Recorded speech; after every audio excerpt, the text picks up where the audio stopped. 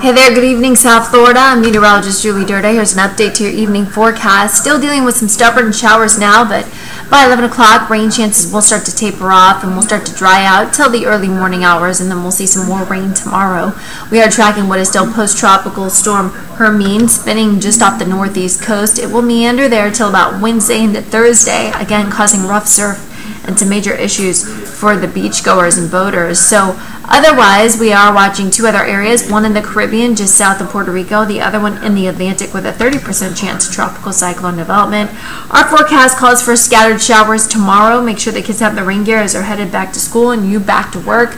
And then we'll finally see our typical sea breeze pattern back in place by Wednesday with some coastal AM showers and PM inland storms. Here's a look at the forecast. Rain chances taper off by Wednesday. Stay pretty much sea breeze pattern for the weekend. Make it a great one.